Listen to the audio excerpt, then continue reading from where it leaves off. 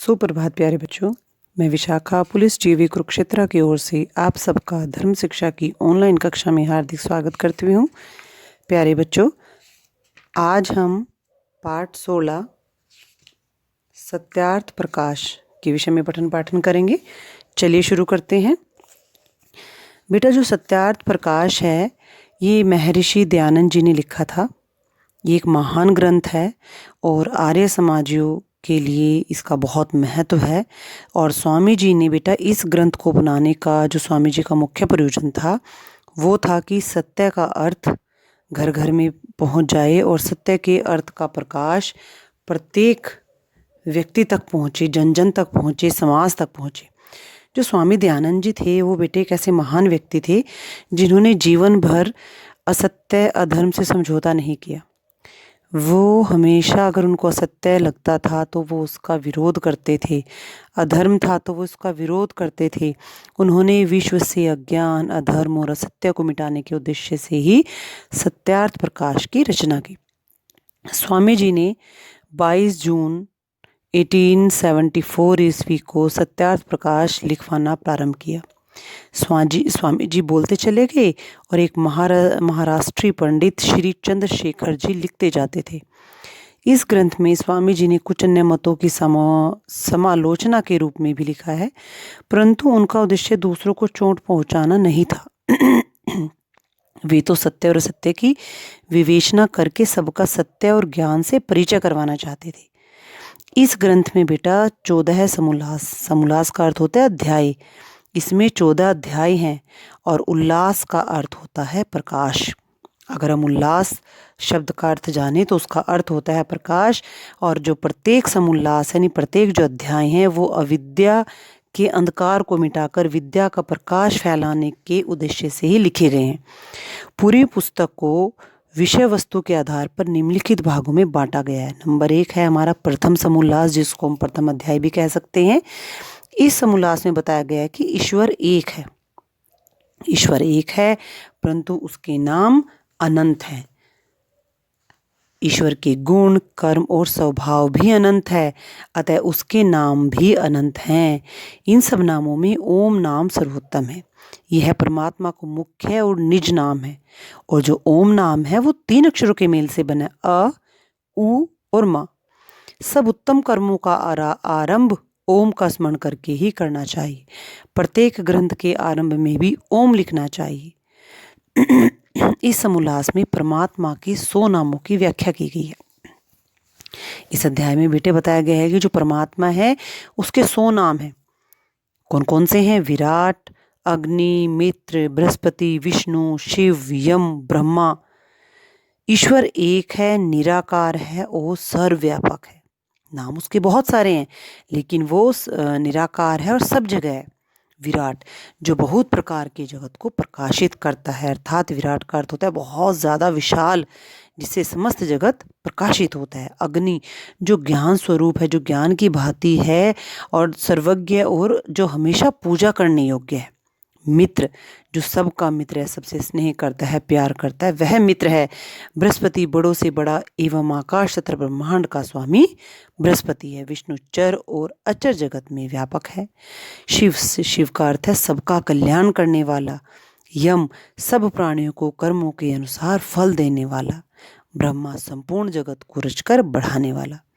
और आखिर में एक बार और बेटा, ईश्वर एक है, निराकार है और सर्वव्यापक है, अर्थात वो सभी चीज़ों में व्याप्त है। द्वितीय समोल्लास अर्थात दूसरा अध्याय। इस समोल्लास में बच्चों की शिक्षा के विषय में लिखा गया है। स्वामी जी कहते हैं कि प्रत्येक शिक्षा प्रत्येक लड़के और लड़की का जन्मसिद्ध अधिकार है। वही व्यक्ति ज्ञानवान बनता है जिसे 3 उत्तम शिक्षक मिले, माता, पिता और आचार्य। आचार्य अर्थात गुरु, टीचर। इन सब में माता को परम गुरु माना गया। माता को परम गुरु क्यों माना गया? क्योंकि माता 5 वर्ष की आयु तक तो माता ही बच्चे को शिक्षित करती है। माता का अर्थ होता है निर्माण करने वाली।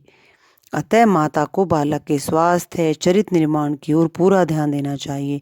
6 से 8 वर्ष की आयु तक बालक को पिता से शिक्षा ग्रहण करनी चाहिए। पिता का कर्तव्य है कि वह बालक को शिष्टाचार की शिक्षा दे। 9वें वर्ष से बालक को आचार्य के पास गुरुकुल में जाना चाहिए। बेटा पहले समय में क्या होता था कि 8 साल तक बच्चा माँ बाप के पास रहता था और 9-10 साल की एज में वो गुरुकुल में चला जाता था, अर्थात वो गुरु के पास शिक्षा ग्रहण करने के लिए चला जाता था। आचार्य को ज्ञान के साथ साथ सदाचार की शिक्षा भी देनी चाहिए। बालक को चोरी, आलस्य, मादक द्रव्य सेवन, झूठ, हिंसा, क्रूरता, ईर्ष्या और द्वेष जैसे दुर्गुणों से दूर रखना आचार्य का कर्तव्य है। अतः स्वामी जी ने ज्ञान प्राप्ति के साथ साथ चरित्र निर्माण पर भी बहुत बल दिया है। उनके अनुसार बेटा जब तक व्यक्ति का चरित्र निर्माण नहीं होता, जब तक बच्चे का चरित्र निर्माण नहीं होता, तब तक कुछ भी संभव नहीं है। तृतीय समोल्लास अर्थात तीसरा अध्याय। इस समोल्लास में देखो बेटा, जो सबसे पहला समोल्लास था उसमें परमात्मा के नामों का वर्णन किया गया है। दूसरे समोल्लास में उसकी शिक्षा का वर्णन है कि माता पिता का पहली गुरु उसकी माता है, उसके बाद पिता है, उसके बाद शिक्षक है। और जो तीसरा समोल्लास है उसमें बताया गया है कि विद्यार्थियों को किस आयु में किस ढंग से किस विषय का ज्ञान देना चाहिए तथा गुरुकुल में क्या क्या नियम होने चाहिए।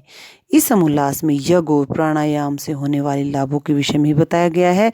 इसके साथ साथ ब्रह्मचर्य तथा धर्म पालन के महत्व पर भी चर्चा की गई है। स्वामी जी के अनुसार स्त्री और शूद्र को भी शिक्षा प्राप्त करने का बराबर का अधिकार है। वे लिखते हैं कि जिस देश में यथा योग्य ब्रह्मचर्य, विद्या और वेदों के धर्म का प्रचार होता है वही देश सौभाग्यवान होता है। चतुर्थ समोल्लास अर्थात चौथा अध्याय।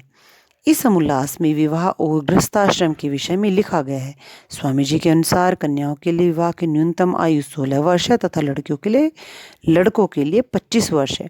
उन्होंने लिखा है कि जिस लड़के लड़की का विवाह हो उन दोनों के तथा उन दोनों के परिवारों के गुण, कर्म और स्वभाव समान होने चाहिए। उनके अनुसार माता के गोत्र, पिता की 6 पीढ़ियों में विवाह करना अच्छा नहीं होता। वर्ण व्यवस्था में भी गुण, कर्म तथा स्वभाव के आधार पर ही की जानी चाहिए, जन्म के आधार पर नहीं। देखो बेटा, जो पहले हमारा अध्याय था उसमें हमने बताया था कि जो पहले टाइम में वर्ण व्यवस्था थी वो व्यक्ति के स्वभाव के आधार पर होती थी, जन्म के आधार पर नहीं थी शुरू में। लेकिन उसके बाद क्या होने लगा, धीरे धीरे और वर्ण व्यवस्था के रूप थे ब्राह्मण, क्षत्रिय, वैश्य और शूद्र। लेकिन जो ब्राह्मण का बेटा था उसने आगे चलकर अपनी पीढ़ियों को ब्राह्मण ही बनने दिया, उसने उनको अक्षत्रिय, वैश्य, शूद्र नहीं बनने दिया। जो अक्षत्रिय था उसने अपने बच्चे को अपना ही काम सिखाया और उसने उसको अक्षत्रिय में रखा, अर्थात उसने जन्म के आधार पर कर दिया। लेकिन शुरू में बेटा जो था वो सिर्फ कर्म के आधार पर होता था, स्वभाव के आधार पर होता था, जन्म के आधार पर कोई भी वर्ण व्यवस्था नहीं थी। किसी भी व्यक्ति को उसके जन्म के आधार पर नहीं बल्कि कर्मों के आधार पर ही ब्राह्मण या क्षत्रिय आदि कहा जा सकता है। पंचम समोल्लास अर्थात 5वां अध्याय। इस समोल्लास में स्वामी जी ने वानप्रस्थ और संन्यास आश्रम के विषय में लिखा है। 50 वर्ष की आयु के उपरांत गृहस्थाश्रम के सारे कर्तव्य पूरे करके व्यक्ति को वानप्रस्थ आश्रम में प्रवेश करना चाहिए, अर्थात रिटायर हो जाना चाहिए। इस आश्रम में सत्य धर्म का पालन करते हुए भगवान की उपासना करनी चाहिए और 75 वर्ष की आयु पूर्ण होने पर व्यक्ति को संन्यास आश्रम में प्रवेश कर जाना चाहिए। सच्चा सन्यासी वही है जो स्वयं धर्म के मार्ग पर चलकर दूसरों को भी धर्म के मार्ग पर चलने की शिक्षा दे सके। अर्थात अगर हम जो सन्यासी व्यक्ति हैं वो तो खुद तो धर्म के मार्ग पर चल ही रहे हैं, साथ साथ तो दूसरों को भी धर्म के मार्ग पर चलने की ही शिक्षा दे रहे हैं। षष्ठम समोल्लास अर्थात 6वां अध्याय। इस समोल्लास में स्वामी जी ने राजा और प्रजा के धर्म के विषय में बताया।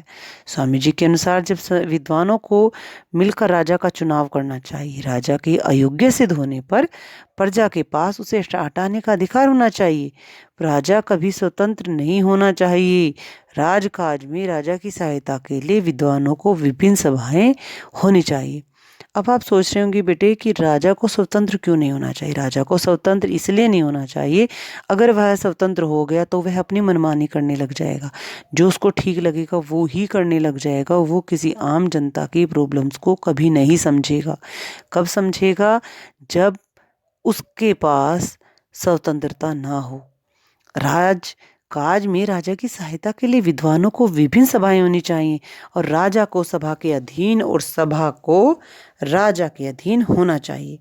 राजा को सभा के अधीन और सभा को राजा के अधीन होना चाहिए। राजा और सभा को प्रजा के अधीन होना चाहिए। राजा का जीवन आदर्श जीवन होना चाहिए। इसमें कोई भी बुराई या दुर्गुण नहीं होना चाहिए। राजा को प्रजा के साथ साथ पूरा न्याय करना चाहिए तथा दंड करते समय पक्षपात नहीं करना चाहिए। वही सच्चा राजा है जो पक्षपात नहीं करता है। अपराधी को कड़े से कड़ा दंड मिलना चाहिए। राज शासन और दंड तीनों एक साथ रहते हैं। सप्तम समोल्लास अर्थात सातवां अध्याय।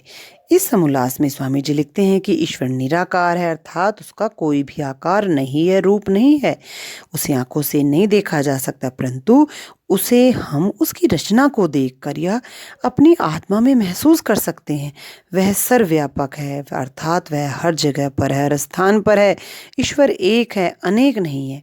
वह दयालु भी है और निराकारी भी है, न्यायकारी भी है, अर्थात किसी के द्वारा किए गए पापों को अक्षमा नहीं करता, तभी तो वह न्याय करता है, उसका दंड अवश्य देता है। वह सर्वशक्तिमान है। वह उसे हमें परमात्मा से प्रार्थना करनी चाहिए कि वह हमें सद्बुद्धि दे ताकि हम जीवन में अच्छे मार्ग पर चल सके और कोई बुरा कार्य न करें।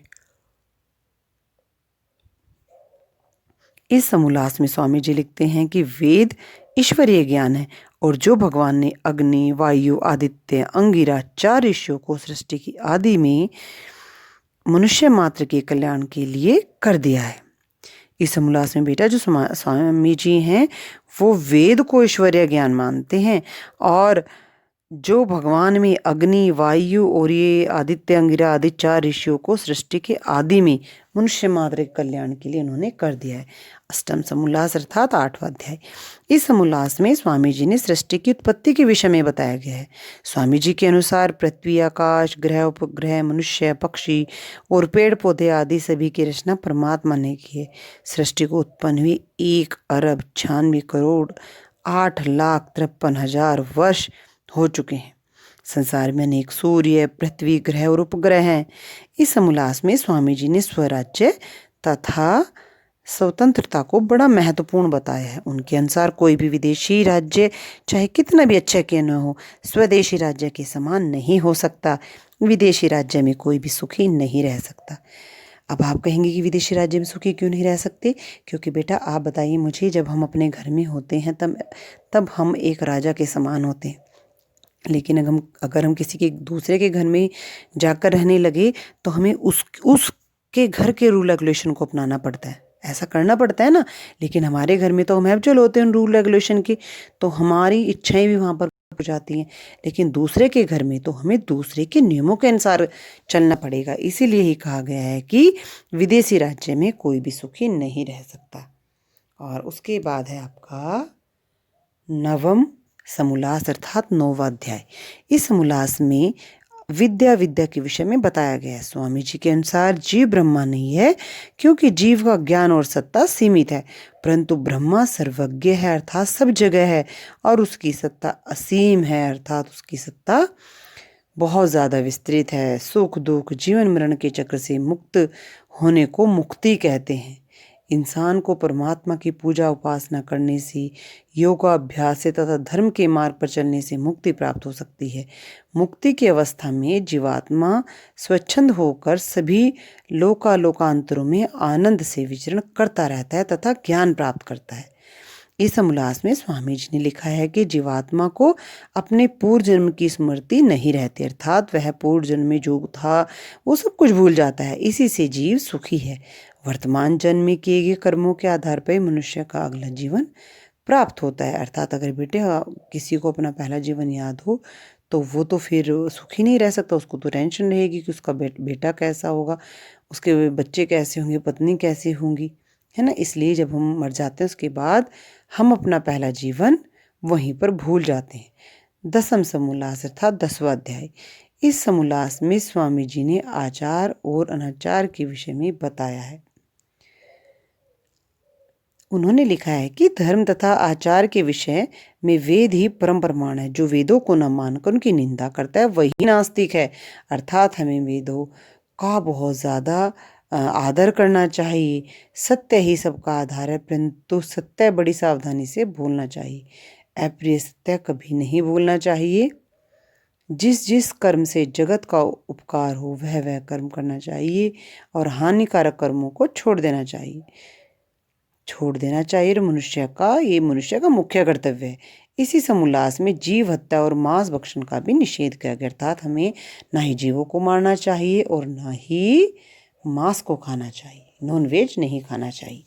11वां 12वां और 13वें समोल्लास में 14वें समोल्लास में स्वामी जी ने हिंदू मत, बौद्ध मत, जैन मत, ईसाई मत और इस्लाम मत के जो अंधविश्वास हैं उन सब की समालोचना की है।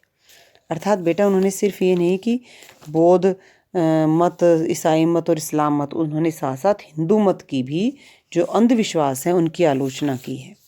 पुस्तक के अंत में स्वामी जी को स्वमत व्याम मंतव्य प्रकाश है नामक परिशिष्ट लिखा है, जो इन 14 समोल्लासों को पक्षपात रहित होकर न्याय दृष्टि से देखेगा और उसकी आत्मा में सत्य अर्थ का प्रकाश होगा, आनंद होगा। और जो हठ, दुराग्रह और ईर्ष्या से देखे सुनेंगे उनके लिए इस ग्रंथ का अभिप्राय सभी अर्थों में समझ पाना अत्यंत कठिन होगा। स्वामी जी लिखते हैं कि सत्य को मानना और मनवाना और असत्य को छोड़ना छुड़ाना ही मेरा मुख्य प्रयोजन है।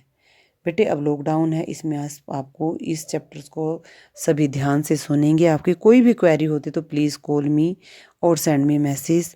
Stay home, stay safe, stay healthy. Thank you.